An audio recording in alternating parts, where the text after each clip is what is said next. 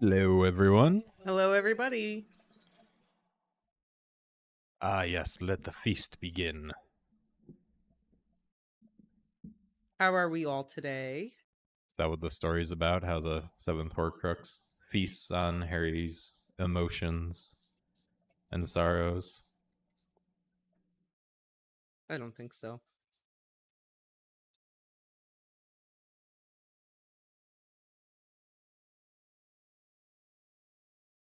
I mean, maybe, but part of me doesn't think so. Good. I'm exhausted, but good.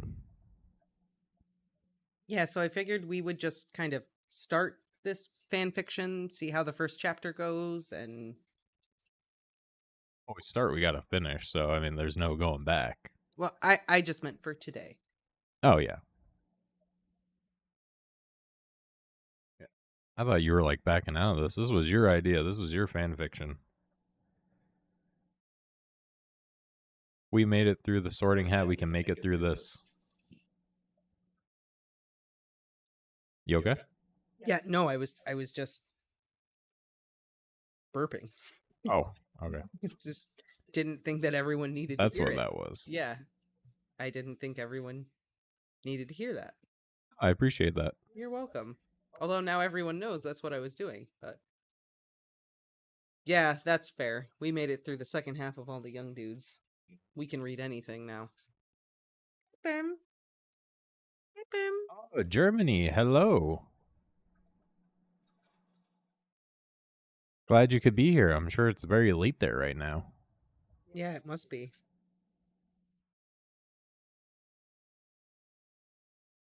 Online event, 7 p.m. I have to clean up after doing grungy work at home. All right, well, have fun at your event, Melanie. Yeah, it sounds like you have a busy night ahead of you. I hope you accomplish everything you try to accomplish. And you are welcome. I was so glad to do it. It was about time. It felt good to finally do it. Oh, midnight? Ah, the night is still young.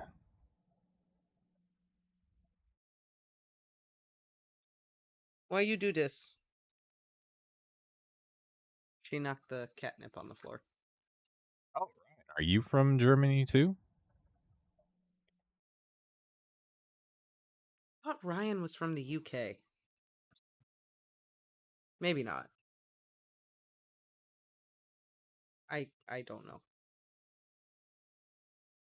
No, It looks like you were about to get sick. yeah, I guess. Yeah, like that makes sense. Like, Ryan is from Zambia. Oh, wow. That's very cool. I think you are the first viewer we've had from there. So welcome. No, we had somebody from South Africa who commented on our Harry Potter audiobook stuff. Oh, I remember that. Yeah. No one from Zambia specifically, but we have had people from the continent before. I started doing these earlier. I feel like 90% of our viewers are from Europe. I know, right? We have to do them at like 2 in the afternoon. Like our UK viewers are Melanie and Dan. Melanie's from Queens. Oh, Or US. You said, yeah. Oh, okay. Did I say said UK? Yeah, you Oh, I did. meant That's US. why I was like, wait, what?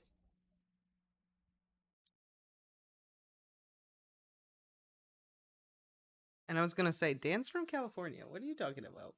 But Did water development work in Zambia? That's pretty cool. awesome. I always wanted to do that, like travel around doing like, I know you. I guess not really humanitarian aid, but in that stuff, like those people who get to go around traveling the world and like building infrastructure in these small villages and stuff. Just never knew how to get into that.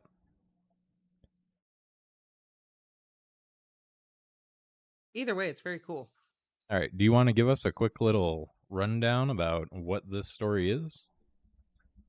So this story is called Seventh Horcrux.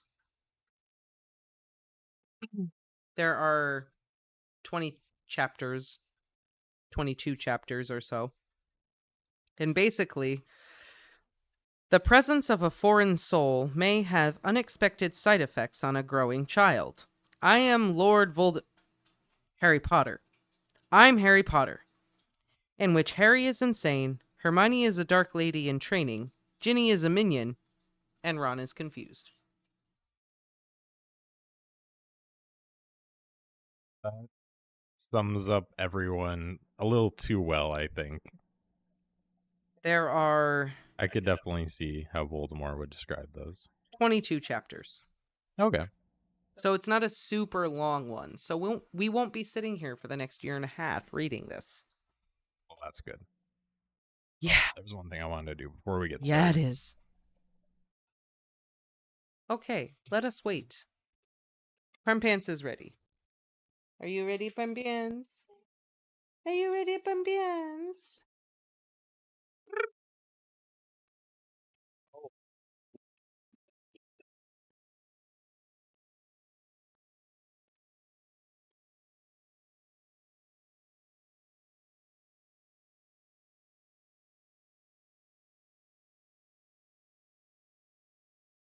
You can kind of adjust that. I just noticed when we read the last one, there was a lot of like the plosives and popping, so Let's as get well that cut pop down on that. filter on there.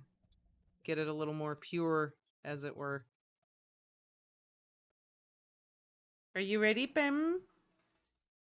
Read a Lockhart book? That would be great. I would definitely read a Lockhart book. I'm sure there's a fanfic out there, probably multiple fanfics of his books, Oh yeah, for sure. telling his There's most lots of Lockhart stuff brilliant out there. stories. There's also Lockhart Hermione fanfictions. I don't think we need to read those. Lockhart McGonagall. We definitely don't need to read those. Lockhart Snape. You're thinking about it.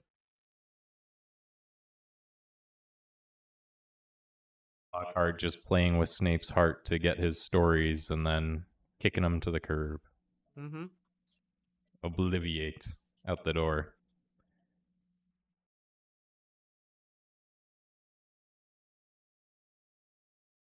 Ginny as a minion?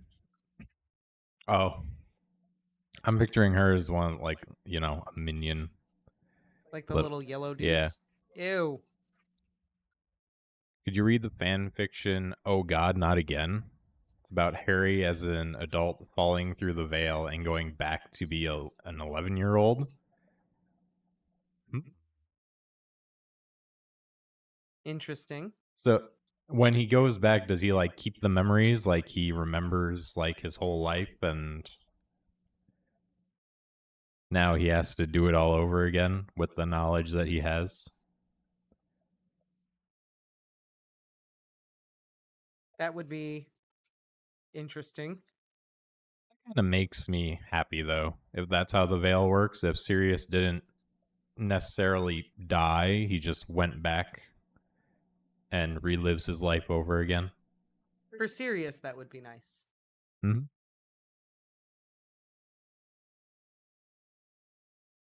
Don't, Dan. Why are you like this? Right. On that note, I mean, I think you're all set to read. So whenever you're ready. I'm ready. I was just petting these toe beans over here. Because they nice. They nice toe beans.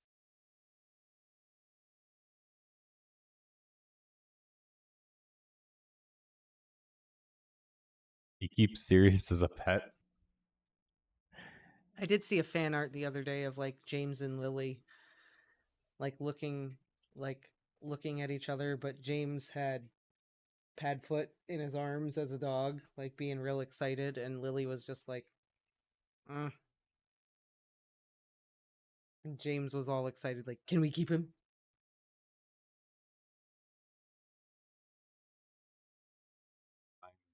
Some interactions we've had with me and Bailey. Mm-hmm. Oh, pardon the kitty. She must show you her butt.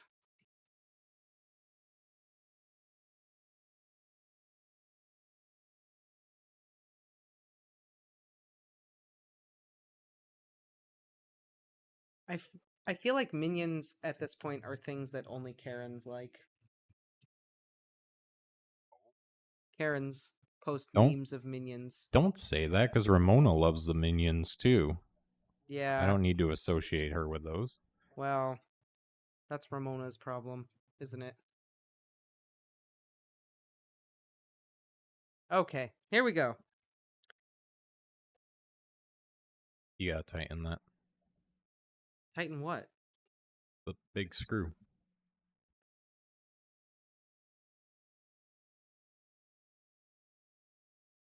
There, better? Yeah. Okay. Chapter 1. Harry Potter versus Childhood.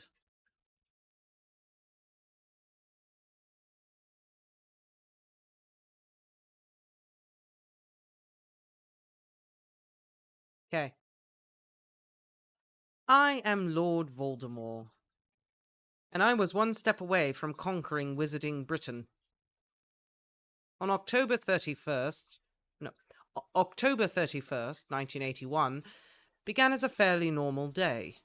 Arranging raids, cruising incompetence, lazing about on my throne. Yet it seemed that everything my followers did irked me. Bellatrix crouched at my feet, sneaking glances and occasionally emitting dreamy sighs, exactly the sort of behavior that caused me to turn myself into a noseless snake. Rabaston Lestrange was playing a game called Curse the Recruits. The recruits were screaming. Nott was paging through one of my dark tomes, and Lucius had disappeared to go brush his hair or something. There were worse ways to spend Halloween, I supposed. My lord, a nasally voice cried, its owner scurrying towards my throne. I have information about the Potters. For a moment, contemplating the Death Eater's words. I paused for a moment, contemplating the Death Eater's words. The Potters were Dumbledore's minions, the ones with the prophesied child. They defied me 3 times. I should know. I keep a list of these things. Speak quickly, then, I snapped. I don't like to be kept waiting. The short Death Eater cowered at my feet, and I noted that he was particularly talented at cowering. I'm sorry, my lord. I've gained their trust, as you ordered me to, and I can tell you that... He took a shuddering breath. The Potters may be found at Godric's Hollow. He rattled off the proper address, stumbling over every other word. The man was clearly incompetent, but he had been useful. I said, I am immensely pleased with this information. What was his name again? I narrowed my eyes at the still shivering man's unremarkable brown hair. That was the trouble with giving all your followers masks. They all looked so similar. After a moment of silence, I murmured, My most faithful servant. Thank you, my lord, he simpered, bowing again and again. By the 5th time, I'd become peeved, and with an idle flick of my wand, slammed him into the stones. You are dismissed. The bleeding man stumbled from the room. Seizing the opportunity to escape my followers, I gracefully rose to my feet. I shall be busy for some time. Do not kill any of your fellow Death Eaters without my permission. I sternly eyed Bellatrix. We hardly need a repetition of last Valentine's Day. Bellatrix bowed her head sullenly. Yes, my lord. After a moment she perked up. This was almost certainly a bad thing. May I help you dispose of the blood traitors, my lord? No, I said a touch too quickly. Clearing my throat, I clarified. This is a simple mission for I, the Dark Lord Voldemort. Your addition would be unnecessary. I turned away from my pouting follower. Bellatrix was a wonderful asset. Loyal, powerful, and bloodthirsty. Yet her eagerness could be grating. I walked quickly down the gloomy hallway, swept through the heavy door, and, my ears popping as I exited the wards, apparated mid-stride. I appeared in the middle of a quiet street in the village known as Godric's Hollow. I had been here once or twice before to observe Dumbledore's residence, know my enemy and all that. It was still fairly early in the night, and a few trick-or-treaters wandered between houses. They stole glances at me and my, to quote them, bloody brilliant costume. None of them so much as glanced at one particular cottage, though smoke drifted from its chimney. Considering children and their gluttonous fixation on candy, I could only presume I'd found the correct address. I didn't bother with the subtle approach. In a moment, the door was blasted off its hinges and the screaming had started. Again, I'd like to stress that this had, so far, been a perfectly normal day. The father was quickly dispatched, and I merrily climbed the staircase, following the hysterical sobs of mother and child. I'd never considered myself a violent man, but there is a certain satisfaction in winning, even if my opponents are severely outmatched. So what if I'd like to draw it out a bit? The Potter woman flung her arms out in a pitiful shield. She looked feral, eyes wide, limbs shaking. "Not Harry! Please, no, not Harry! I'll do anything!" she cried. I offered her a chance to live because, contrary to popular belief, I can be nice. I'm also quite the conversationalist when my companion isn't trying to lick my boots. Seriously, who does that? But I digress. The Potter woman had finally used up my patience, and I killed her with an Avada Kedavra. I laughed, the sound nearly drawing out the baby's sobs. So this was the child of prophecy, was it? Pathetic. "Avada Kedavra," I said. The baby watched the spell curiously. He wailed, I cackled, and the room turned green. Suddenly, I experienced a sensation that felt subconsciously like dying horribly, and I lost consciousness. My memory of the next few years is rather confused. That day marked the end of my reign and of the First Wizarding War. It also began my second life. This time, I was going to do things a bit differently. I am Harry Potter, former Dark Lord.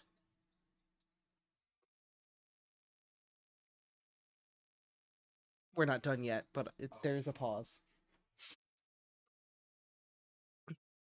In retrospect, I have absolutely no idea how Horcruxes work.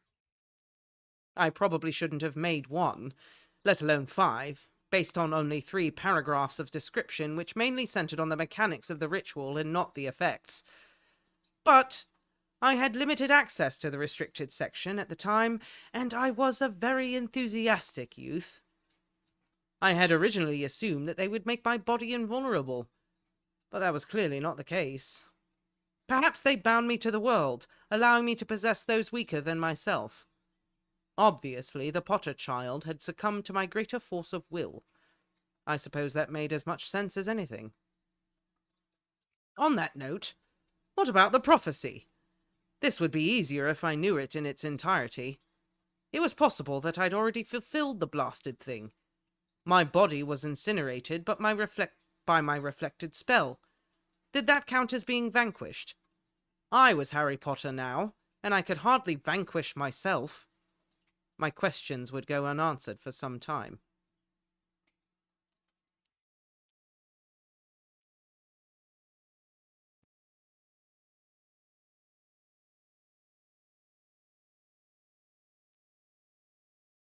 The Dursleys immediately sensed my evil. Is that why they were how they were? I mean, that is an actual theory that people think. Dursleys sensed Voldemort within Harry Yeah, and the evil. yeah. I think that's giving him a little bit too much credit, but that's just me. I would agree with that as well.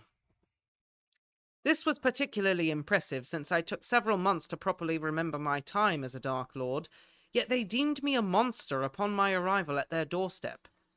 Amid the humiliation of diaper changes, tentative steps, and lisping words, I took great satisfaction in my caretaker's building horror. Even as a baby, I could still strike fear into the hearts of filthy muggles. It started small as I relearned the art of wandless magic. Forget to feed little Harry and Dudley's bottle explodes. Insult him and your tongue starts to swell up. Go ahead, lock him in a cupboard. He will always find his way out, and you will somehow find your way in. Even misfortunes that cannot possibly be my fault, such as Vernon's demotion at work, were attributed to my malice. I, of course, never argued against anything that made me seem more powerful. The Dursleys eventually decided that they feared my dark presence more than Dumbledore's threats. They dropped me off at the orphanage, the firehouse, and deep in the wilderness. They even called Child Protective Services on themselves, repeatedly. Yet I was always back in the morning. I blame Dumbledore. I was 5 years old when Petunia Dursley realized that she would never be rid of me. I know this because she began sobbing while insisting that she would never be rid of me. Thick as they were, the Dursleys eventually realized that the only way to live unharmed was to accommodate my desires. It was the childhood I had always dreamed of. During those early years, I had a lot of time to think.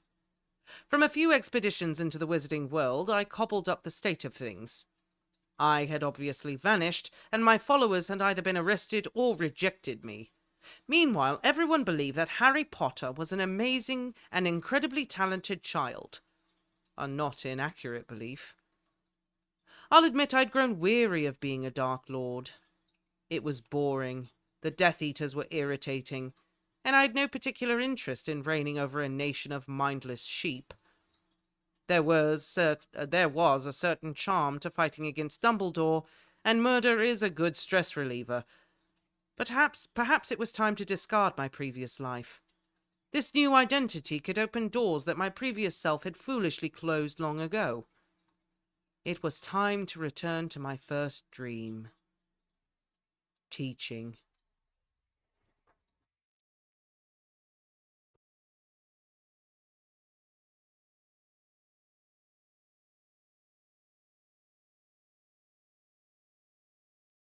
To be honest, I hadn't planned on the whole Dark Lord thing.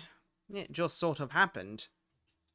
I'd always wanted to be a professor, either of Defense Against the Dark Arts or just of the Dark Arts.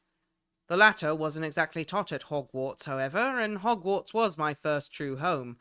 My greatest desire was to return to it and live there. Forever. With my original Horcruxes created and hidden away, I might have become as much of a fixture of the school as poor idiotic Binns. That dream was crushed by Dumbledore. His first official act as headmaster was to deny me the position. After a very strenuous job interview, I might add. Offended and heartbroken, I cursed the Defense Against the Dark Arts post and stormed out of the castle. So there I was, depressed, unemployed, and increasingly intoxicated. I slumped across the Hogshead bar, accompanied by a few of my old Slytherin buddies. We were reminiscing, telling racist jokes, and complaining about all the Muggle-born stealing our jobs. At some point, we got onto the topic of the abysmal education provided by Hogwarts. Turning away a young, eager, intelligent, if slightly evil, job applicant showed a startling lack of foresight. Kids nowadays don't know anything, I slurred. I bet the 6 of us could take out every one of those half-wits they're graduating and show them exactly how much they suck at defending against the dark arts.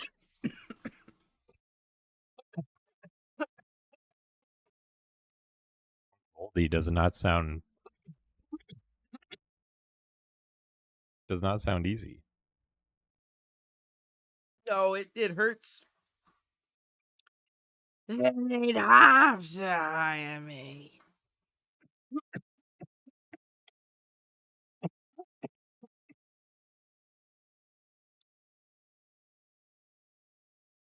Ah, it hurts. That's the last thing I remember of that night. A few days later, I woke up in an alley with a pounding headache. By the time I'd gotten home and downed a hangover potion, the prophet had arrived. In my drunken haze, I'd killed 6 ministry workers and declared myself the Dark Lord Voldemort. I would have never have picked that name had I been sober. Once you've done something like that, it's exceedingly difficult to get a job around children. I know. I tried. The next several years were spent struggling to legitimize my movement. I commissioned uniforms, made inquiries with Europe's darker creatures, cobbled together an ideological banner with which to rally new recruits. Recreating the Dark Mark alone took me nearly 6 months. Natural genius aside, I have no idea how I managed that while smashed. My power base was entrenched in the pure-blood Slytherin alumni, as my drinking companions benefited greatly from convincing their allies to join me.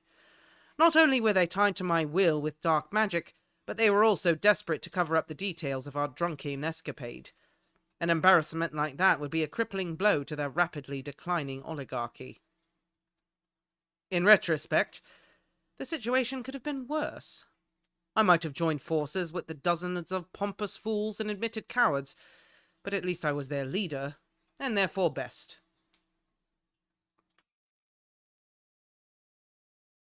I stroked the parchment of my Hogwarts letter with fondness. The youngest Dursley nearly wet himself at the deranged smile on my face. That was an expression usually reserved for our little chats. These usually involved quite a bit more screaming than chatting. Still, I always healed him at the end, so it's not like he'd had anything to complain about. My loving relatives were more than happy to ship me off to Hogwarts, where I would be far, far away from them. The desire was mutual.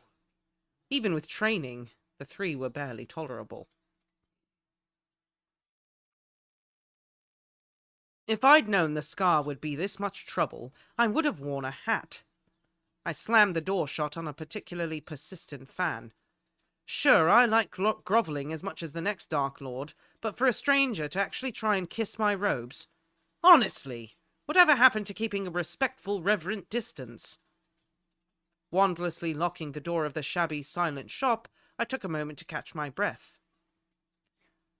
"Good afternoon," a voice murmured. I practically jumped out of my skin. How in Merlin's name had he snuck up on me?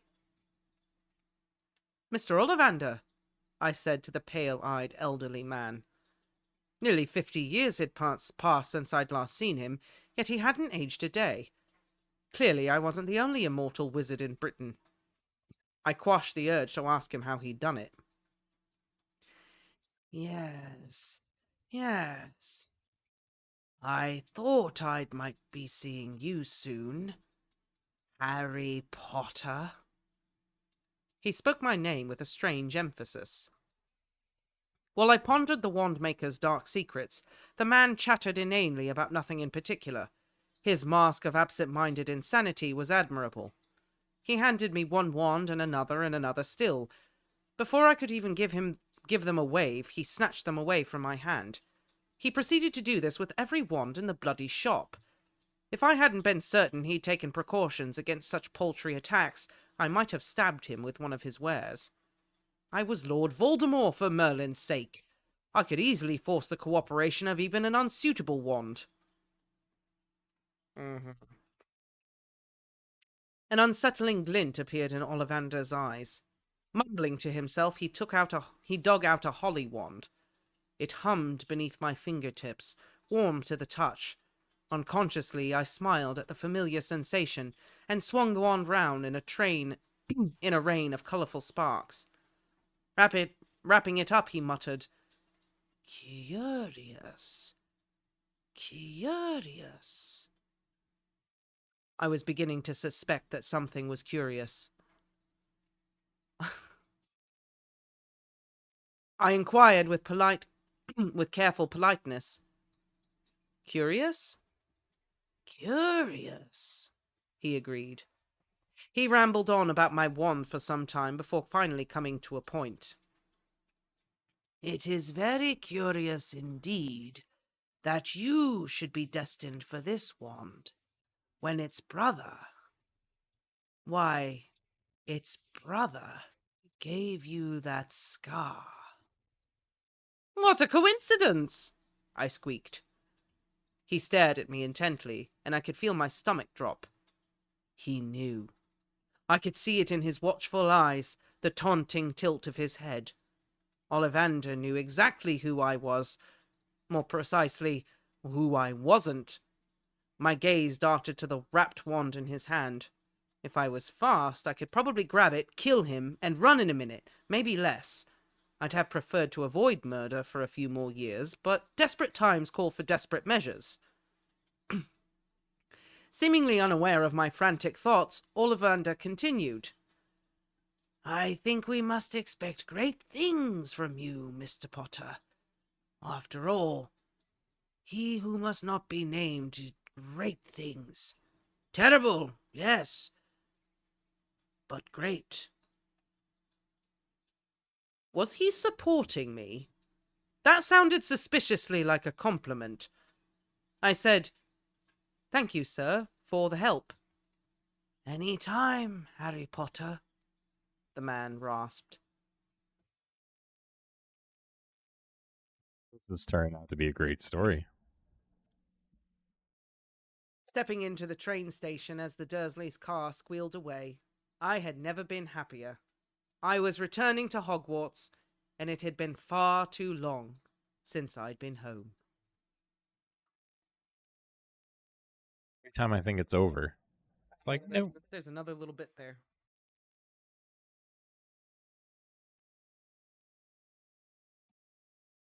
Phineas and Ferb. Yeah, Pinky and the Brain. I got some serious Pinky and the Brain vibes. Yeah, there's definitely some influence there. Also with Drunk Voldy, I kind of got like a Rick and Morty scene. Yeah, a little bit. Like, a little bit. Like, for Rick, for sure. do a little spin-off, you know, like Vold and PD. Mm-hmm.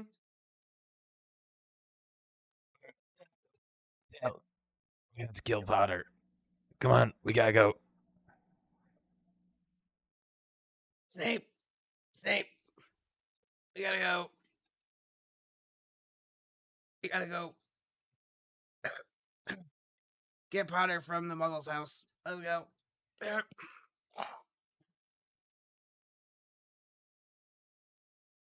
I guess that would make Lucius Jerry. Lucius, I need to borrow your wand. Come on, give it to me. I need to borrow your wand. Aww. Why? Lucius, just give it to him. But Narcissa. Nagini's summer. Getting the scenes that the young dudes denied, yeah. I like it. Like, all of it makes sense. It's working well. Yeah. It's working well. This person very much paid attention to canon. It's very funny. And it's very quippy. But, like, all of it works because that is a theory that the Horcrux inside of Harry is what made the Dursleys, like, hate him so much. Hate him so much. Which I don't agree with. I don't subscribe to that theory, but it is a solid theory, and you can use evidence to back it up. I just think it exonerates the Dursleys from their bad behavior, but it does hold water to a degree. I could see it. I don't like it though, but we saw how like being around a Horcrux affects everyone, and right. So. That's what I mean. You could argue it, and it could work. I just don't think it's. I don't think it works. Like I don't subscribe to it. Harry is truly a riddle. Badum. Very nice. I also like the bit at the end where he was like, "Is Ollivander a supporter?" That sounded like a compliment. Oh, thank you. What are the secrets to his immortality? I must know. No, don't ask. Don't ask.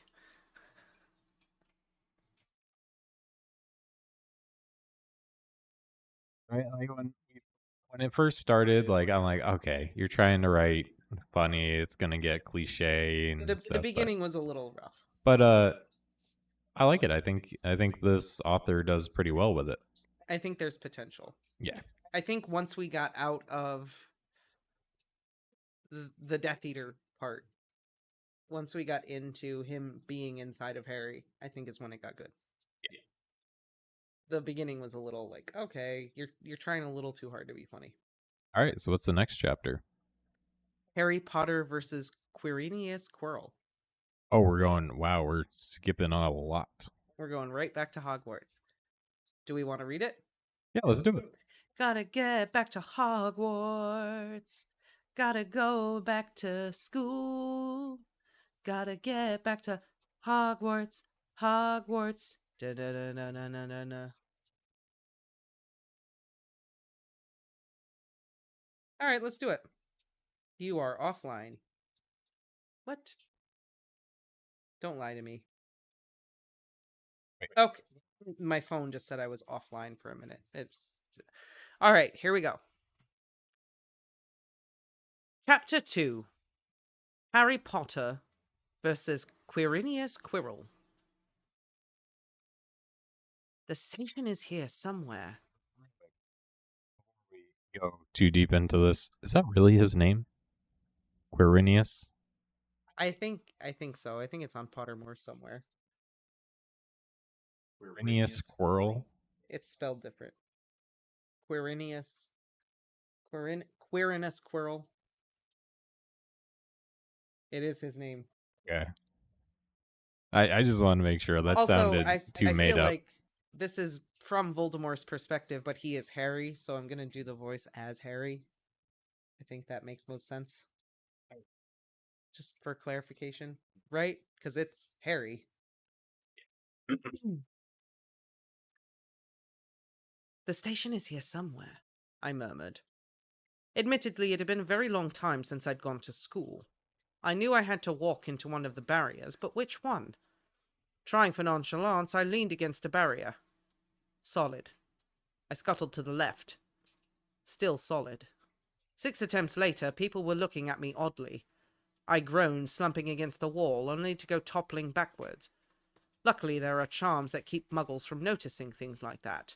I somersaulted a dozen times, causing bystanders to jump away in fright. Finally, I landed on my knees, arms outstretched. I meant to do that, I shouted. Are you the boy who backflipped into the station? A red-headed boy asked, staring at me with the appropriate level of worship. Yes, I said. Yes, I am. I'm Ron Weasley, he said. I shuddered. I remembered the Weasleys. They were a threat through sheer force of numbers. No matter how many you killed, there was always another to take its place. At one point, I had considered them a possible target for the prophecy, but had found out that, for once, they were not spawning.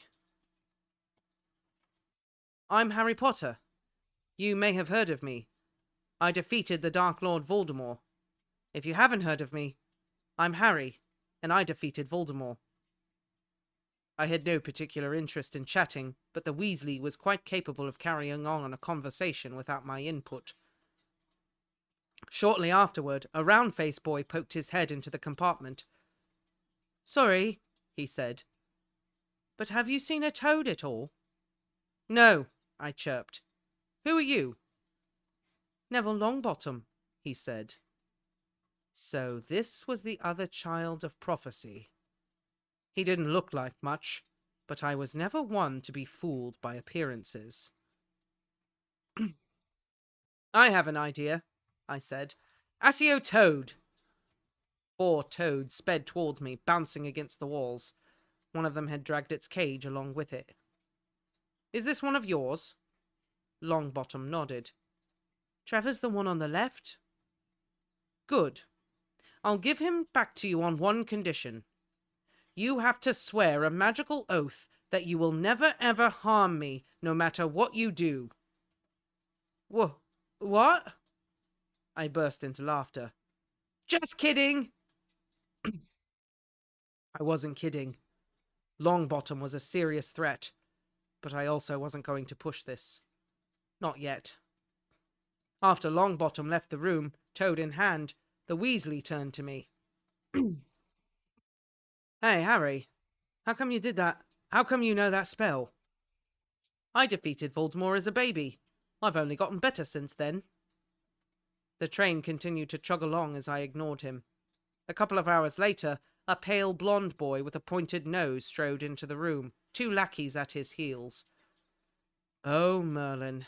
Lucius had finally managed to clone himself. Is it true? Malfoy said.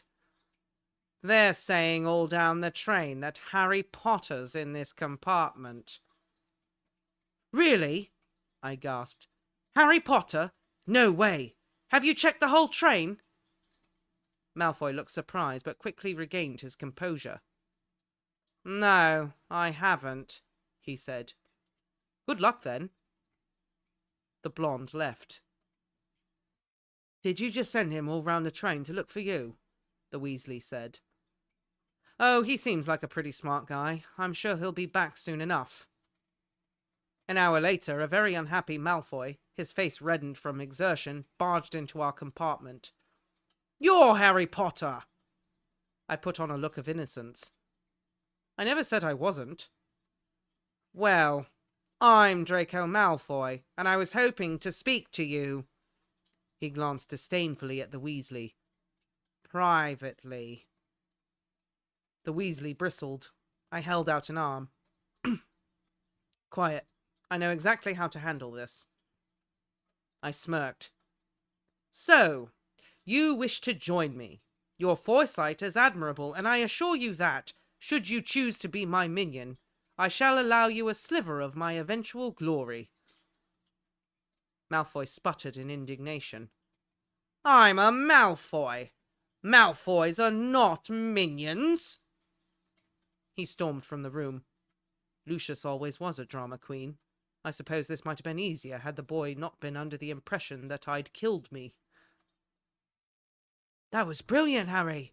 You really showed him, the Weasley said. Yes, I suppose I did. Though it would have been nice to have a minion. I'll be your minion, he offered. I sighed. No, that would be too easy.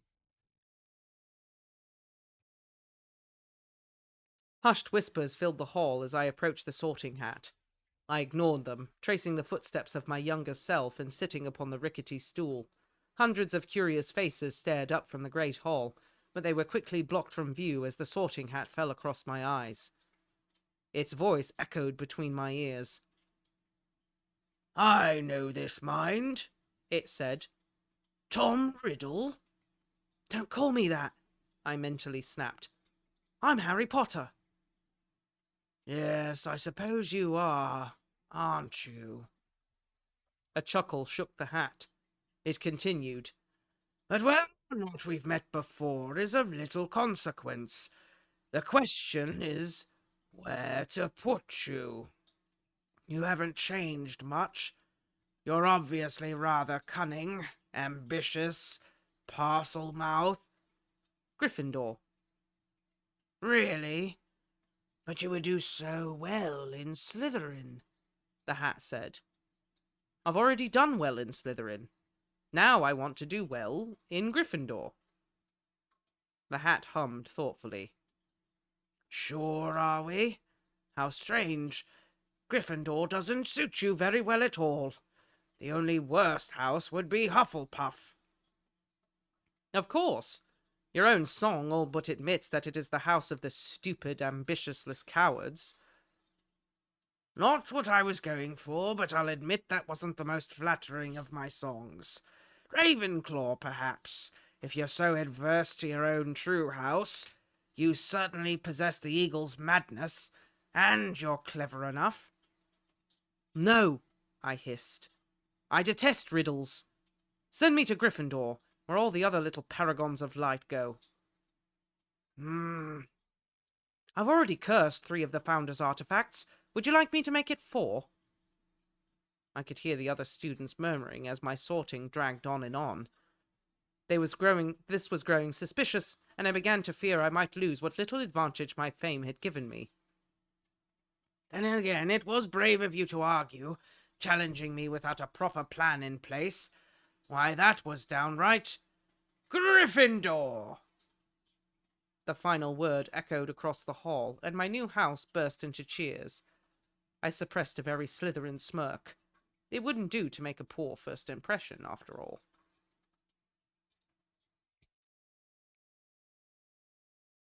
Now, please open your books to page 13, Quirrell stuttered.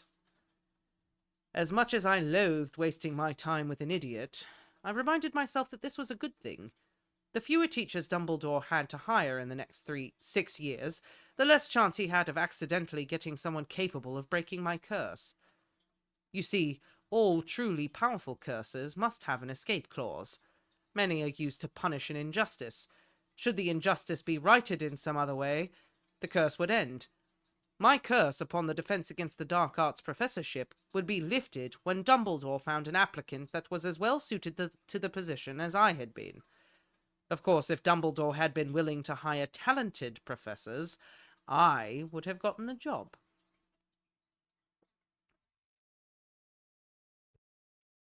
Potter, what would I get if I added powdered root of asphodel to an infusion of wormwood? Severus Snape demanded. I said, the draught of living death. Snape sneered. The draught of living death, sir.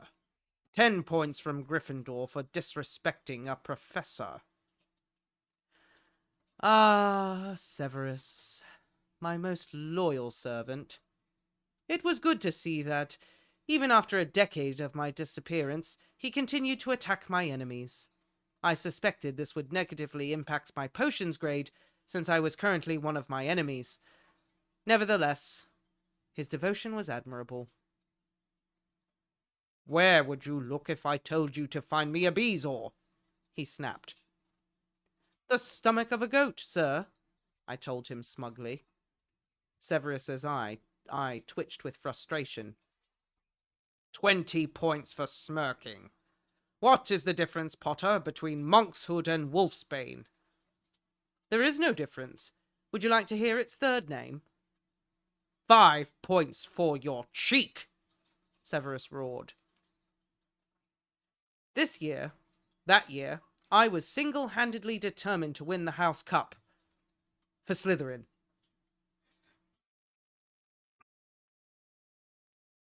Aren't we going to the Halloween feast, Harry? Harry?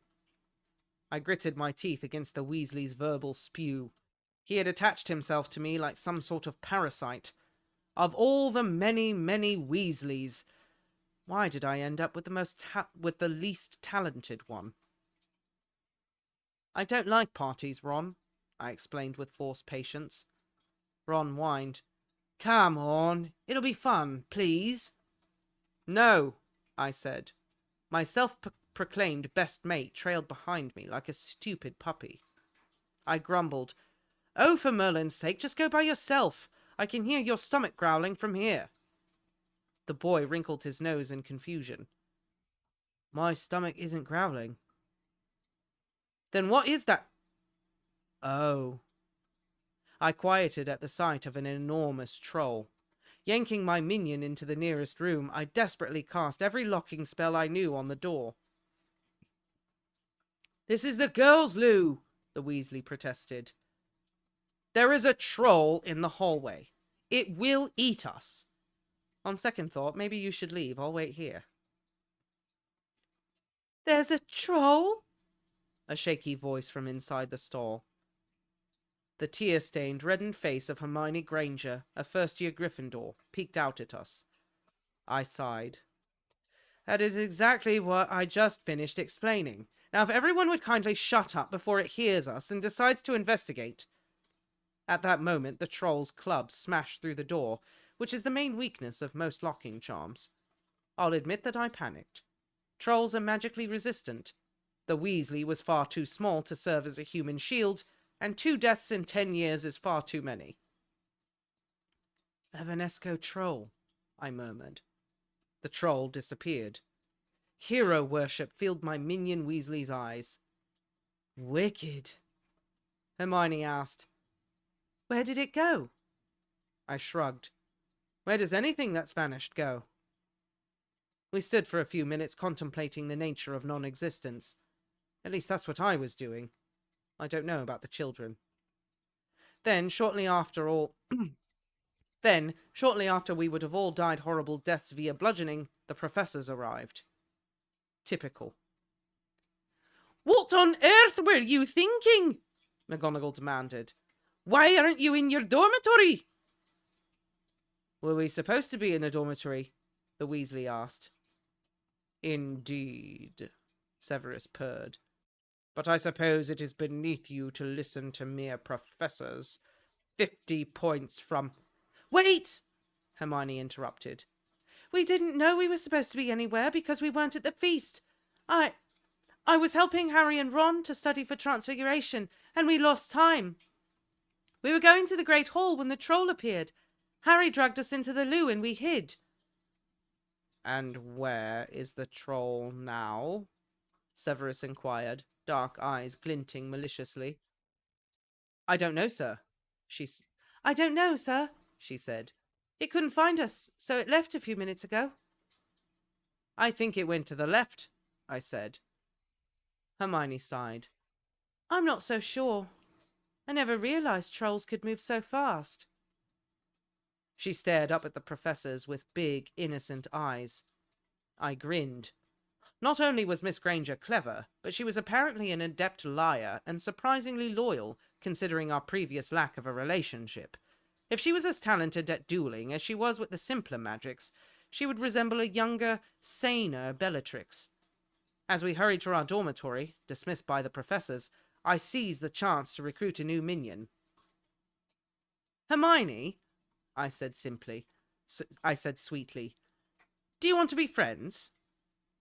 Merlin bless the simple interactions of children. Dumbledore peered across the desk at me as I squirmed in my seat. Admittedly, fighting a mountain troll was bound to be noticed, particularly since they never found it. Lemon drop, Mr. Potter? I nodded, quietly pocketing the candy. How have you been settling in? The old man asked kindly. It's been brilliant, sir, I said, carefully mimicking the diction of my classmates. I've made friends with Ron and Hermione and a bunch of other Gryffindors. Charms is pretty neat, and I'm real good at potions. I don't think Professor Snape likes me much, though. Throughout this rambling speech, I'd kept my eyes firmly lodged on Dumbledore's desk. After all, I was just a timid little first year, talking to the scary, scary headmaster who could read my mind. Dumbledore chuckled. That's just Severus's nature, I fear. Do not worry, my boy. He likes you as well as anyone. May I ask what about my desk is so fascinating? I winced. Dumbledore was diabolical, I knew, and far too skilled at seeing through my ruse. Now I would have no choice but to stare into his twinkling, mind-reading eyes. What did first years think about, anyway? I reluctantly looked up, a shy smile on my face and a few choice memories at the front of my mind. So, Mr. Potter, he paused for a moment to skim my thoughts. I've heard you like Quidditch. My eyes widened. Doesn't everyone like Quidditch? Seemingly convinced of my innocence, the headmaster cheerfully sent me on my way. I clutched the lemon drop in my pocket. I later subjected it to every diagnostic and detection charm in my repertoire, but I could never discover what he spiked it with. I can only assume he chose something diabolically subtle.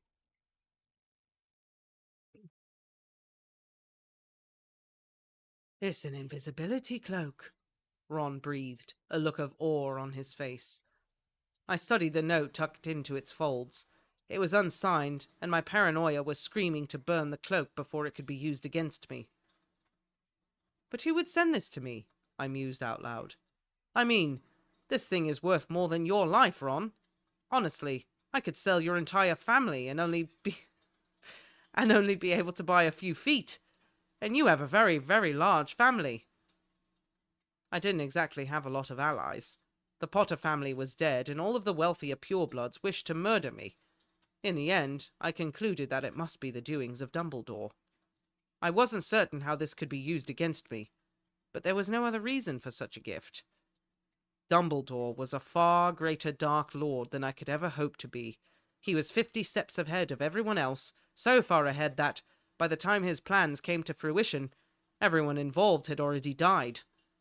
My only hope was to throw him off balance by planning no steps ahead. Harry? Yes, Hermione? Why are you a floating head? I grinned. Somebody gave me an invisibility cloak for Christmas. These things wear out after a couple of years, so I figure I might as well use it. After tripping people got boring, I decided I'd just wear it like a regular cloak. Oh, the girl said. That makes sense. For heaven's sake, Harry, it's been 3 days. Aren't you going to take off that stupid cloak? Hermione groaned. The cloak isn't stupid, I insisted. The Weasley sighed. Mate, it's getting kind of weird.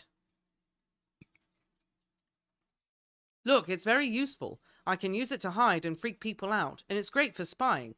Actually, here, let me show you. I closed the cloak around my companions. When the only person to pass by during the next several minutes was Longbottom, searching for his toad, Hermione looked about, ready to storm away. Suddenly, a shrouded figure strode past. The Philosopher's Stone will soon be ours, the figure murmured. Ah! I exclaimed. I told you it was useful. I can't let anyone else get that stone, I told my minions. Luckily, they didn't notice that I said anyone else instead of anyone. We're coming with you, the Weasley said, Hermione nodding in agreement. I laughed weakly. Dumbledore was out of the castle, and tonight was my one chance to steal the Philosopher's Stone. Oh, you don't need to do that. I really don't need witnesses, companions. I've got this pretty well covered. I did defeat Voldemort, after all. You are not going alone, Hermione insisted. Stupid pushy minions. Stupefy, I drawled, smirking as the Cerberus froze in place. So now what do we do? The Weasley asked. A trap door, Hermione cried. I strode forward, opening the trap door. Now we have to be very careful, because anything could be down there. This is guarding a very dangerous artifact, after all, so the traps are most certainly deadly. Ron, you're first. Wait, why do I have to be first? He asked. I sighed. Well, we can hardly afford to lose Hermione. She knows everything. Mostly, however, it's because you're the most Gryffindor of us all. The Weasley took this as a compliment. It was not intended as such. Still, it got him down the hatch, so I can hardly complain. Ugh! There's something down here, he yelled. I'm all caught up in it, and it keeps pulling me. Lumos. The light allowed me to see down into the hatch. In retrospect, I probably could have done this before sending in one of my own minions, but there's no use worrying about it now. A series of vines had hold of him.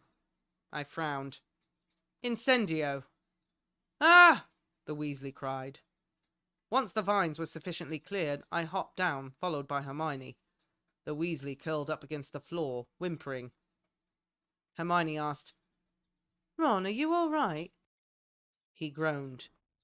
Did you really have to set me on fire? Actually, yes, Hermione answered for me as she inspected the shriveled remains of the plant. This is Devil's Snare. It's very sensitive to light. With so much of it, a Lumos probably wouldn't have been enough to free you. I can't believe you recognized it so quickly, Harry. I said, I'm very talented, and it's commendable that you took the time to enlighten Ron. And me, to be honest, I didn't know anything about Devil's Snare. Most plants react poorly to fire, however, and Incendio is one of those neat little spells that's useful in every situation. Can you get up? Hermione asked. No. Well, we'll just have to venture forth without him, I declared. But he's hurt, Hermione said. We can't just leave him here. Oh, he'll be fine, I said. Right, Ron? He groaned again. I'm pretty sure that means right. Come along, Hermione. She was really much more easier to convince than I expected. I didn't even think she looked back as we walked to the next room, which was filled with flying keys and broomsticks. Hermione frowned at the flock of keys. One of these must open the door. Probably something a bit older and silver, to match the handle. I suppose we have to use the broomsticks and catch it. But neither of us is any good at flying. If only Ron wasn't hurt. We don't need him, I said. Accio working key. A silver key with bright blue wings, one already crumpled, zipped from the air to my hand. When I set it in the keyhole, the door opened immediately. She gasped. How did you manage that? Hermione, there must be 50 keys up there. They can't all be real keys that open things. That would be ridiculous. It would make far more sense to make a bunch of fake keys with only one that works. Magic is so much simpler with the proper use of adjectives.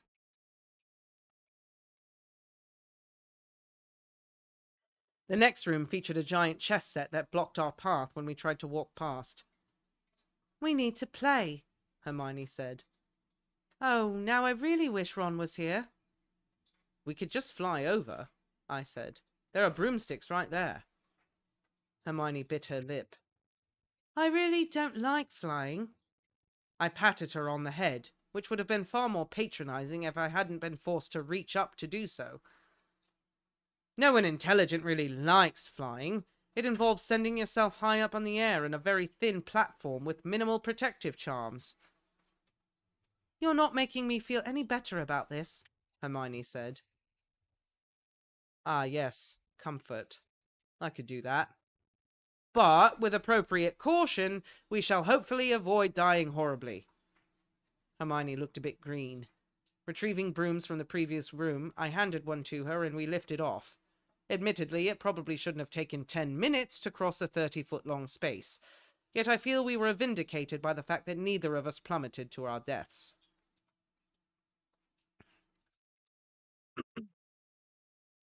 Black flames surrounded us. We kept well back from them, as neither of us wanted to end up like the Weasley. Hermione solved the riddle quickly enough, though. This one will take us forward, this one back, and these are poison.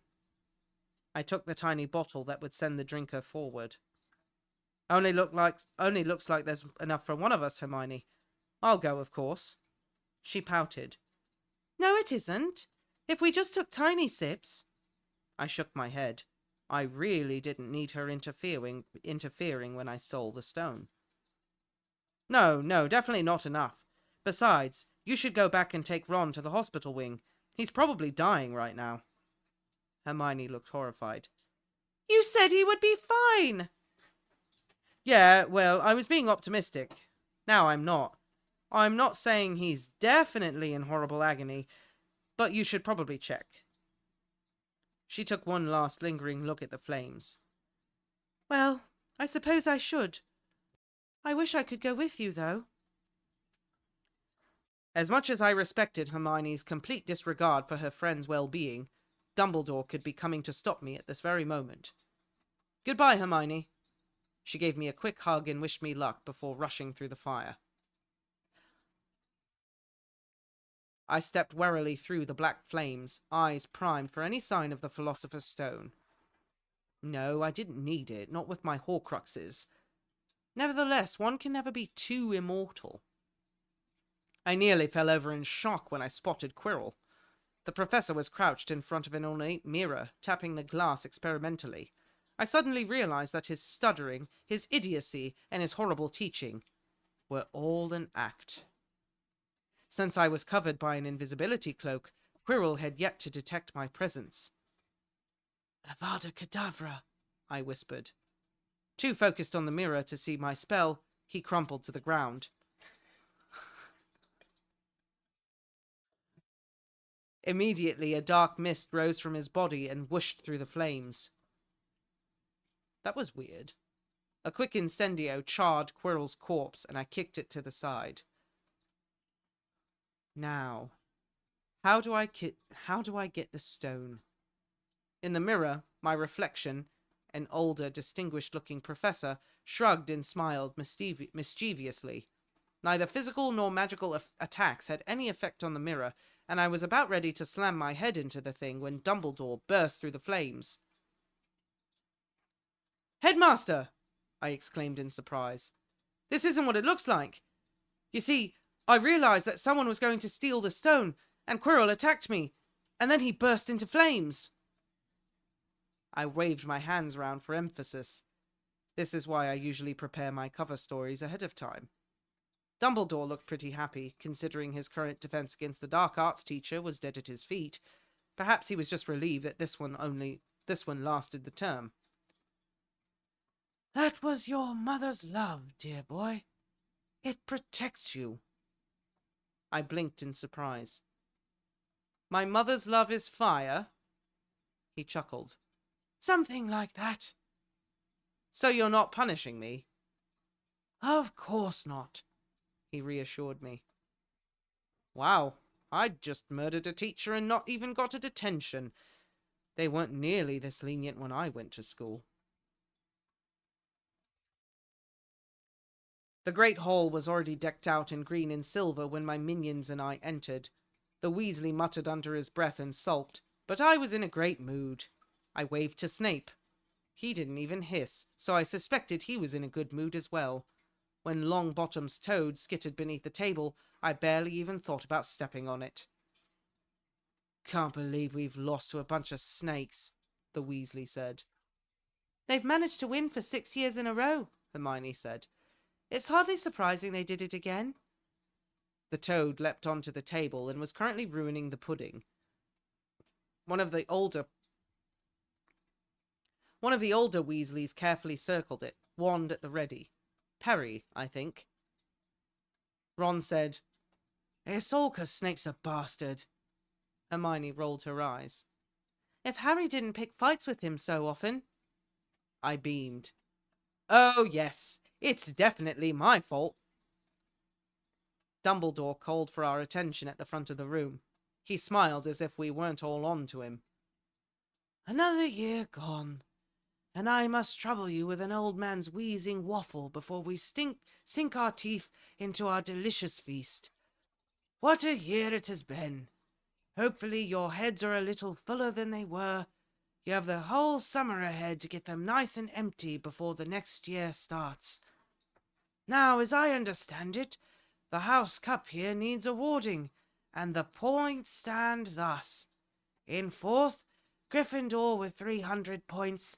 In third, Hufflepuff with 352. In second, Ravenclaw with 426.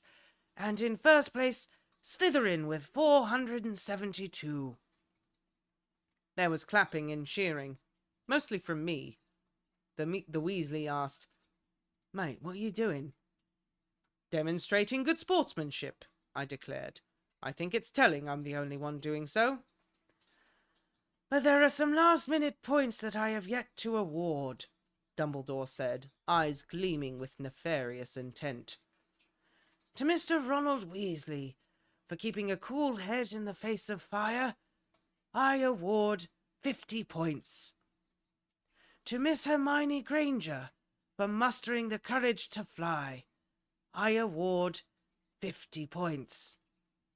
To Mr. Harry Potter, for protecting an irreplaceable heirloom, I also award 50 points. I frowned. Still 22 points behind. I'd really expected worse from the old man. I asked, "No one else done anything heroic lately, have they?" It was at that moment that the older Weasley lunged for Longbottom's toad. He cried out triumphantly, "Aha! There you go, Neville." Dumbledore chuckled. "Finally, to Mr. Percival Weasley, for returning a younger student's lost pet, I award 23 points. Gryffindor yowled its approval. "Oh, come on," I said. He's blatantly cheating.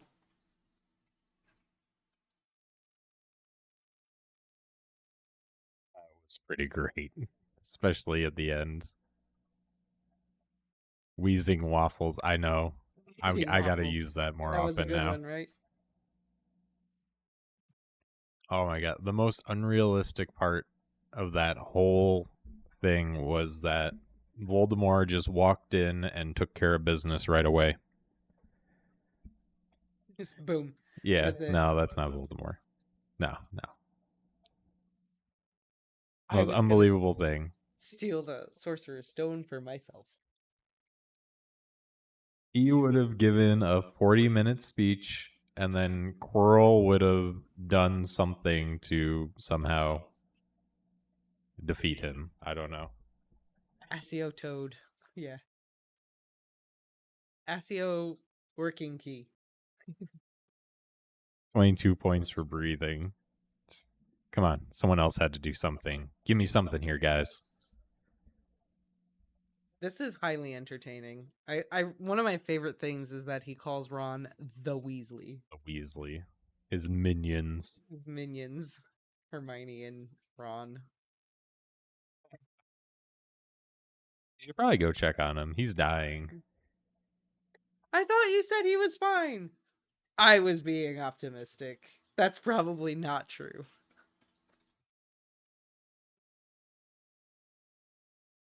There's enough for both of us. Nuh-uh. Did you have to set me on fire? Yep. Like, Hermione to sing banana song like the minions. Oh man, I can see it. I'm waiting for more Draco Malfoy. And yet, like Dan said, there's no legal repercussions for killing Quirrell. Oh well, he was a bad guy. So Well, in the book, Harry didn't kill Quirrell.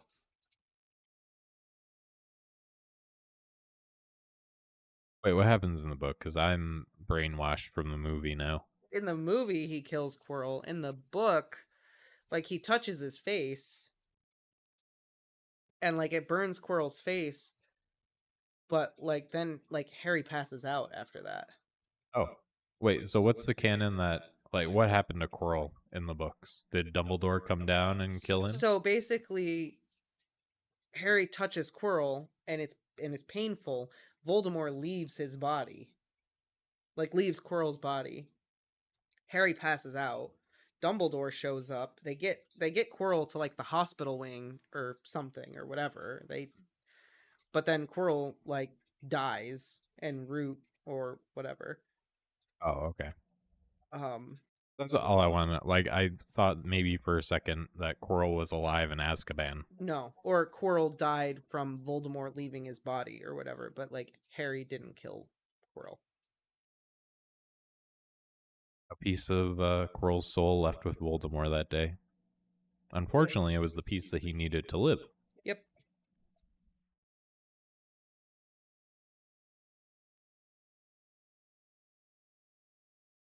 Albus does talk about Quirrell. Um, Oh man, Voldy and Lockhart. He's probably gonna feed him to the basilisk. Honestly, I'm very excited for Chamber of Secrets. It's gonna be good. I feel like Chamber of Secrets is gonna be good. I also feel like Half Blood Prince is gonna be good. there was only one thing we could do. We had to sacrifice someone. So I threw Lockhart to the basilisk, and then he was full and took a nap.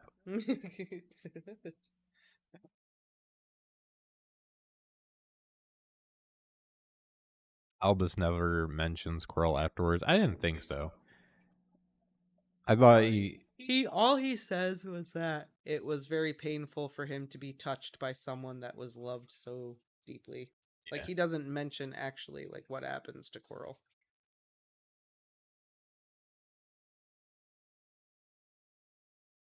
Why was this Harry's inner dialogue in book 6? I don't know. That's actually going to be a really interesting one. Order of the Phoenix during Caps Lock Harry. Mm-hmm. I know that the third book is Harry Potter versus Remus Lupin, and there's like 3 chapters just for Azkaban. That's awesome. I was gonna say, like, this was one book in a chapter, but there's 20 chapters, so Yeah, and we gotta start they're getting all multi. Harry Potter versus the Defense Against the Dark Arts teachers. Oh, So that's like great. the fourth book is Harry Potter versus Mad Eye Moody, but there's like four parts to it. Like there, so yeah, it it thickens up because you can't tell the whole story in one chapter. Well, yeah, those books are a lot longer. Once they get to 3, 4, 5, they get longer.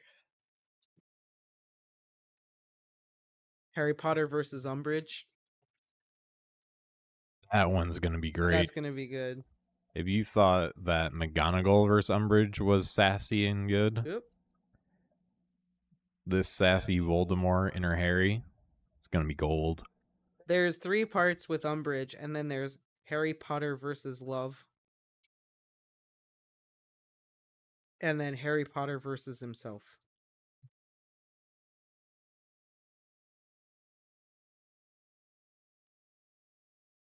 Voldy to say, yes, Lockhart, very cute. Now come here so that I can adore you.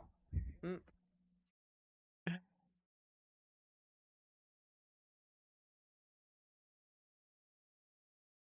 Well, I mean, I guess if you're gonna read one, it's up to you.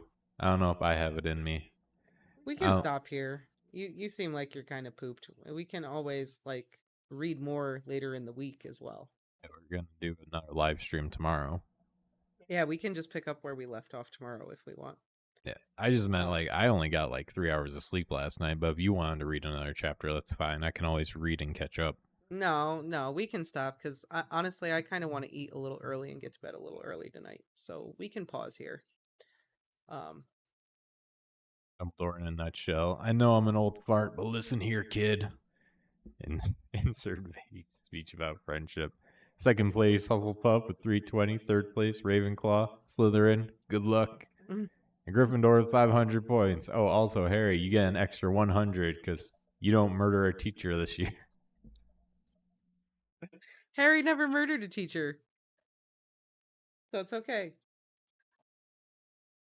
Would it be with Quirrell? I mean, he led to his. I guess it could kind of be manslaughter. Voldemort murdered Quirrell. Really? Voldemort murdered Quirrell. Harry did not murder Quirrell. I will not say that Harry murdered Quirrell. That is too much movie influence on everyone. Did Harry actually kill anyone? I'm trying to think. At any point, He only killed Voldemort. he didn't even kill Voldemort. Voldemort killed Voldemort. Yeah, that's true. Harry didn't kill anybody. That's fair. Harry never killed anyone.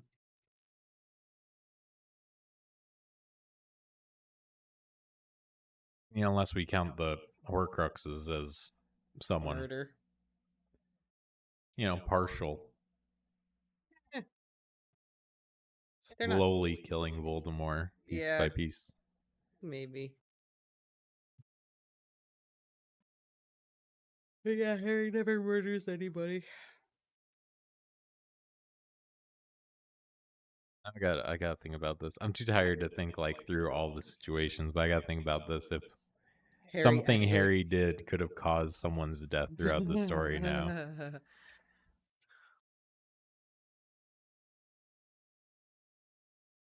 No? Street? Nope. I don't think so. I mean, the closest thing he did, or was it Hermione that knocked the Death Eater into the hourglass and he got it? Hermione did it. Okay. Yeah, we know she's not afraid to kill someone. No, I feel like if anyone was capable of murder, it would definitely be Hermione.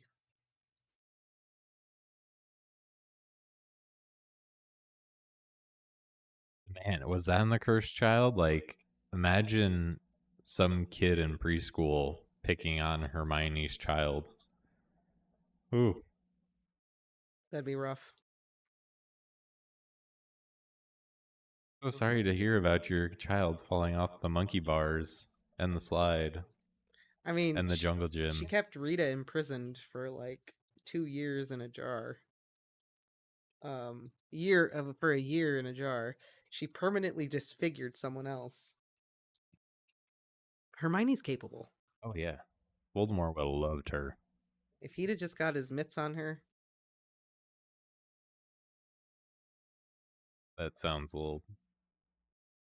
No, don't put it that way. Well, Voldemort doesn't roll that way. You know that. I'm stronger than yours. My mom murdered your father. Checkmate, motherfucker. Harry torched Amicus Caro. He tortured him. Yeah, he did. He also Imperious Travers in Gringotts. That's not murder. But they are acts that are unsavory for the greater good. What about when the dragon erupts? Like, there could have been some falling debris and a goblin could have got hit in the head. That's true. Or, something could have fallen off the dragon and landed on someone in the streets. Yeah, that's true. When the dragon like bursts through the bank itself, pedestrians. Yep. It's possible. Yeah, I'm gonna have to think about this at a time when I yeah, have you're more gonna have to sleep. think about because now you're just like, wait, what about this? Wait, what about this? Wait, what about this? I see your brain. I mean, if I there. think about it long enough, I will come up with some link. I'm sure you would. And I was hoping he was a murderer. Oh, Jesus. Who said that? Alonzo. Nope, Harry is not a murderer. Allegedly. As far as I know, he is not a murderer. We will put him on trial one of these days. Fair enough. Because he definitely caused enough property damage. He did cause a lot of property damage. All right, that's fair. And injured people. Hurt people. That did happen.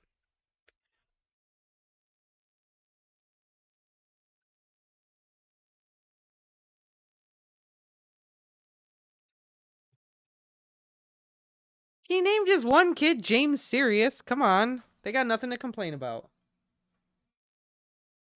Oh, I could definitely see them complaining. I wonder if that's a fanfic. That would be a funny fanfic. Right? I'm sure it's out there. There's so much Harry Potter fan fiction out there. There's so much stuff.